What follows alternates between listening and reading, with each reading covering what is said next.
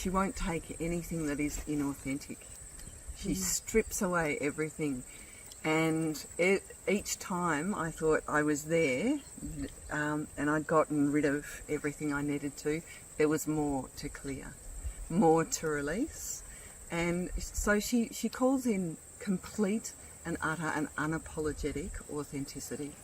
There's no room for niceties, no room for being polite, simply being true. That's exactly what she takes you down to the bare bones. Yeah. Who are you really?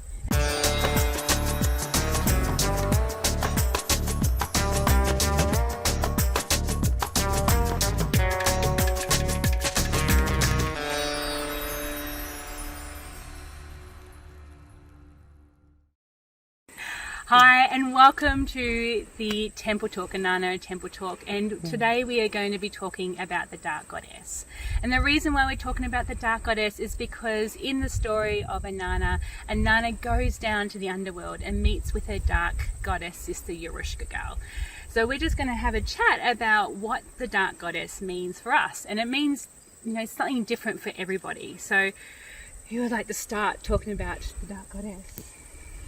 Well, for me... Sorry, first of all, this is Caitlin and Natasha, and we're at the base camp of the Wilderness Solo base camp for Invoking Inanna, the Bee Sisters. So here we are. So, yes, Caitlin, tell us about the Dark Goddess. The Dark Goddess that I visited, and she basically, she won't take anything that is inauthentic. She strips away everything. And each time I thought I was there and I'd gotten rid of everything I needed to, there was more to clear, more to release. And so she calls in complete and utter and unapologetic authenticity. There's no room for niceties, no room for being polite, simply being true. That's exactly what she takes you down to the bare bones. Yeah. Who are you really? And that's why in the story Inanna enters her throne room, Wurrung, naked and bowed low, because that is the stripping back and just, you know, who are you really without all the, you know, stuff that holds us, you know? And all the ways that we sort of shrink ourselves to fit in. There's no fitting in here. There is simply being you and being wholly and utterly authentically you. She won't take anything less. So that's who the Dark Goddess is for me. What about you, Natasha? Well, actually, just off what Caitlin was saying, so to me, the Dark Goddess in all of her forms, you know, cross-culturally, there's Dark Goddesses that come up in all different ways and shapes and sizes, and she always seems to represent or hold space for that aspect of the feminine that has been demonized by our current culture.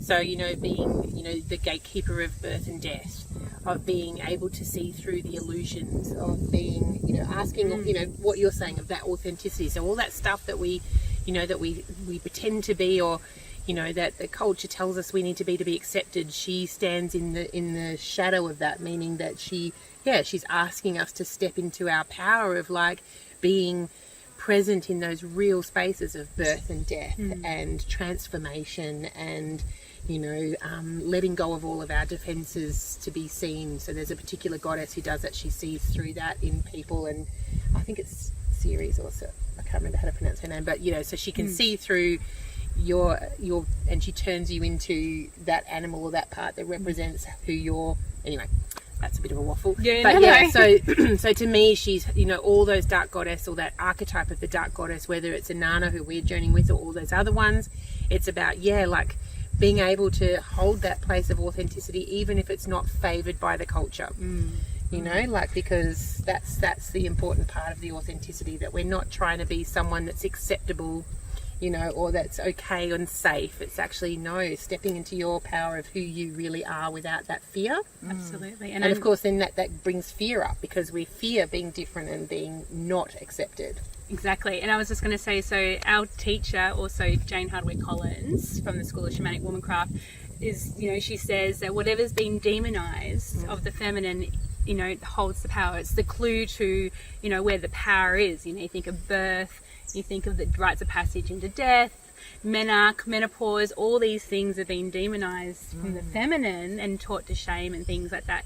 You know, that's the dark goddess element of, you know, that stripping back and moving into the next phase of our wholeness, but that's where the power is. So, you know, the dark goddess has been feared. You know, you think of Lilith as classic, you know, the exiled feminine, you know, and even the way that sorry to interrupt, but even the way that death is shunted away from us in our current society, you know, there's so much wisdom that you get in looking at death, at appreciating the death part of the cycles, the release, the letting go. If you think about it in your body, if you don't let go, you die. You need to shed.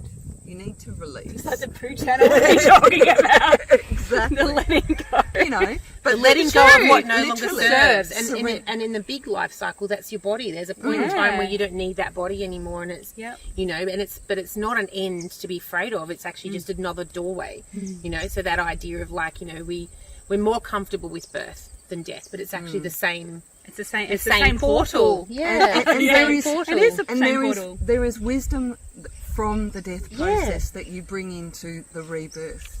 Well, that's the point. You can't have rebirth. The Inanna journey. Exactly. Yeah. And so you can't have rebirth without death. I just want to get that in because that is really important. It's the same. Yeah. Right? It's birth, death, birth, because it's moving from one phase to another, whatever that phase is. Something has to die for something new to be born. And so what happens is we all stagnate. Yes. And we know stagnation is not good in any form. No. And actually the death is part of the feeding, you know, the composting of the next phase. And if you don't get that compost, I mean, if you look at it on a global scale, you know, if things don't decompose, we clutter up our world. Absolutely. Yeah. And that's, and also, you know. Yeah, and so nature knows about this because everything goes back to the earth. So the fruit from the trees that doesn't get eaten or the bits that don't get eaten go back and nourish the earth. Anything that dies, its body and its nutrients and its energy goes back to the earth. And that, back into the roots. And that allows the new regrowth and the energy for that. Yeah, so like we're trying to make ourselves separate from that and fear that part, but it's actually who we are. It's an innate part of every cycle in nature. It can't be avoided. No. So we either go in consciously and willingly as with the Inanna journey. This is a symbolic, you know, way of doing that, you know, in a safe environment, in a conscious way with a held container, or we do it unwillingly, and that can look like, you know, injury and chaos and catastrophe and relationship. Unnecessary totally pain. Messy as fuck. Messy AF. Bleep. Language warning. It's not for kids. No. Yeah, and so like, you know, this whole concept that the beautiful Evonne is birthing or has birthed into the world gives us this way of doing it. We're in a culture that has stopped doing that, you know. Back in the day we all did these. We all did it. Initiations and journeys were part of our culture. Now they're not, so we need to reintroduce that to help us to reconnect. And that's coming back to the first initial thing to do this. It's like, well, you know, it's the fear of the darkness. Can I go through my fear of darkness of letting go to go into that full vulnerability of showing up bowed low and naked to the dark goddess? So for me, the dark goddess is, you know, she's a part of us. You know, it's that part of us who wants us to live our true authentic selves. And, you know, the layers upon layers, and, you know, you think about, you know, so Inanna goes through the 7 gates, and to go through to meet the dark goddess in her full entirety of who she is. So the part of us that is authentic, you know, the stripping back of things that all hold us back, you know, the cultural programming, you know, our own woundings and whatever it is that's blocking us coming back to our true authentic self. And it's actually coming back to love. And so for me, what I've discovered over the years of journeying with the dark goddess is that she just loves us so fucking much to just show up and love us unconditionally of who we really are. And when we connect into unconditional love, of course, and we've, quantum physics shows us that the higher vibration that you're at, so the more authentic and shown up that you are, in unconditional love, you connect out to the cosmos, and it's like that deep winter, because the dark goddess shows up for all of us, dark moon, winter, bleeding, menstruation, birth and death. This is the time on the cycle wheel, menopause, all those points the middle of the night, middle of the night, darkest midnight. point, cycle. That's right. And so that's all connected to the cosmos of full star, thinking midwinter or, dark moon when the sky is just stars. And so, which when you go up to the void, because that's where she lives, is in the void of all and nothingness, is the center point of all creativity. And so it goes back to what we were saying before about that, the portal of death and birth is the one portal, and that's when you connect the dark goddess within us to that portal of the cosmos of the void. And Dr. Joe Dispenza talks about the void, and being able to channel and manifest the shit out of anything that we want to call in for the next cycle. And so, then it's that stepping into power once we reclaim or remember our dark goddess selves, showing up authentically to our truth. And back to love. Love for us, Love for ourselves. First and foremost. Yeah, and coming back and say... being okay with all of that in ourselves. Exactly, and just going, and facing those fears, just sitting with those fears rather than running from or distracting from. And the first time that you do that, or certainly for me, the first time I did that, I realised how often I distract myself from those fears. And actually eyeballing the fears, certainly last year, eyeballing the fears, I realised a lot of them weren't mine. They were conditioning.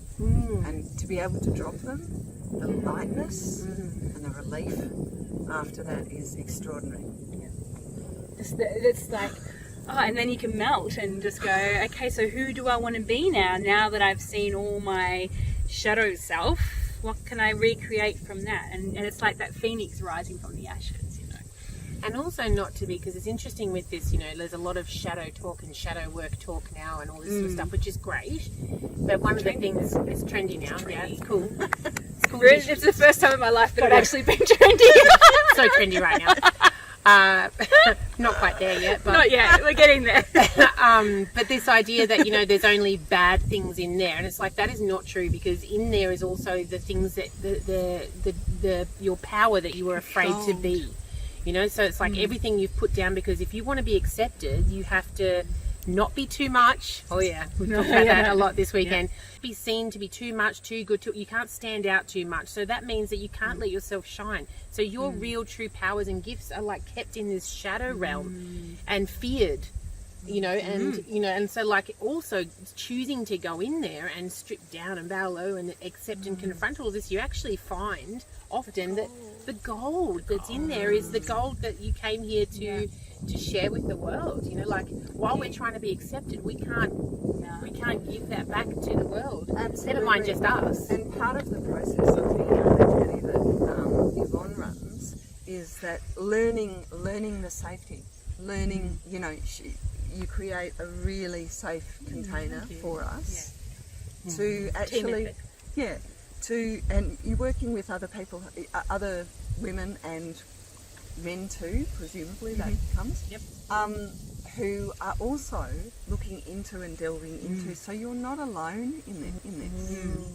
You learn a lot from the discussions and the circles that are held in terms of not just your process but your group's process. And that thread that follows. The Sister Speaks for me is a loud channel.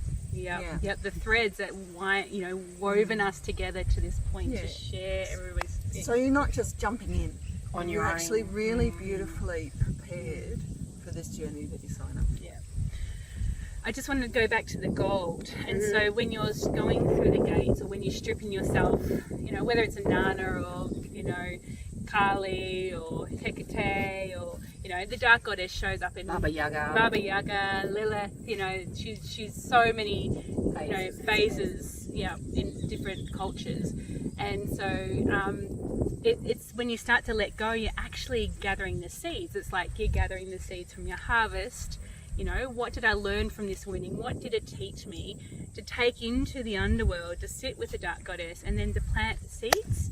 And that's the next layer on the ascent. So just, have you got an example that you could share perhaps of like one thing you might have let go of that then what was the seed of that, just so that that would be good, I think, to have it. I've got nothing in my head right now. I'm thinking of the worthiness wound. So you know, letting go of the wound, you know, it's like, oh, am I worthy to do this work, for example? You know, am I good enough? You know, all that chatter of, you know, I'm just shit, I can't do this. You know, things that you learn at school, you know, that you're not good enough to be in this netball team, or, you know, whatever it is. And so, you're not enough. You're not enough. Too much. Or it's not safe to try because you might not make it, and that would be worse than, you know, so just don't try. Shame and humiliation, all of those things. And it's a protective thing to stop you from failing. So don't try anything. So don't try anything, just That'll stay be the way. small. Yeah. And so I guess going back long, like that's been one of the big things that I've worked through, to let go of that worthiness wound. So to give it to the dark goddess. Yep, I'm going to give that and surrender that up. And from that, the gold has been this whole program of Invoking Inanna Journey. That is the gold that I've taken from that. Pardon? You actually are good enough. Yeah, well, it turns out that I, you know, people... Not only are you good enough, but you're calling other people into the process to actually heal as well, which is extraordinary. Yeah. Not an ego. There you go. That's my wounding coming. It's not an ego, Sam. So you see, so there's many layers. Many layers. It's like onion layers. Yeah. You just can't, and it's a funny keeping thing. It real. That's another thread of the weekend. It's like, oh, but I thought I'd done that already. You know, I thought I'd already covered this. It's like, no, that it's so deep and it's ancestral and it's past lives, and so, you know, you just keep peeling off the layers of that, and you pull one off so you can see the next one, because that one was hiding under that one, you know, and you're like, here's the cycles, the cycles. So it's like the seasons or the moon phase. You know, it's a constant changing and moving and going down to the dark goddess and rising again, rebirth. You know, it's like what Jane Hardwick Collins says, you know, it's that, you know, birth, growth, full bloom, harvest, decay, rebirth, you know, it's that constant. So we're constantly doing this in our life and always visiting the dark goddess, whether we're conscious of it or not. And I think the thing is, when you show up to the dark goddess in a conscious way, you know, that you're going, I'm going to visit her, I'm going down to strip my layers off, and I'm going to show up to my thing. So I guess that's when you can collect the gold. Whereas when you're just sort of going through it and you're going, struggling, I don't know what's going on here, and you just sort of pass through it. You just want to get through it. You just want to be, you know, when you do it get away unconsciously. from it. Yeah, get so away you from tend it. to... And then habits form, habits, addictions, addictions, all sorts of avoidance techniques, you know, whatever you need to do to just not feel it. Yeah. And then you don't get the gold. You don't get the gold. And then, in fact, you just have to keep revisiting that same thing over and over again, because it's like a record on. The hamster wheel. The hamster wheel. But the other thing is, I guess the Inanna Journey gives you tools.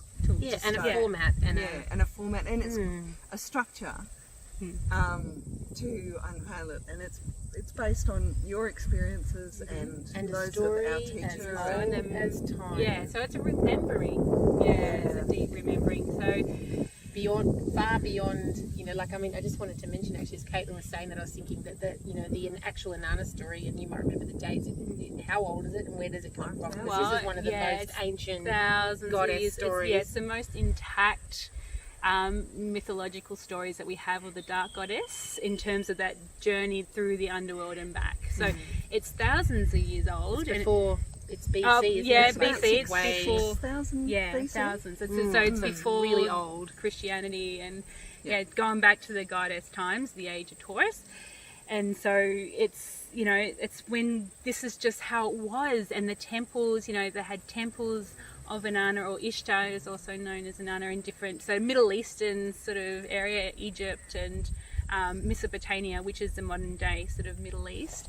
And so there were temples, you know, and that people, everybody, men, women, everybody used to come as a rite of passage to experience that letting go, visiting the dark goddess Yerishkia, and to rise up, to take the gold, and to come back to the earth, and to the community with your gifts and gold. Your gold, and you know, and that was recognised as a journey, whereas now it's feared. And hopefully we're coming out of that phase because it was so powerful. Yeah, so scary. It was again that demonization of the feminine.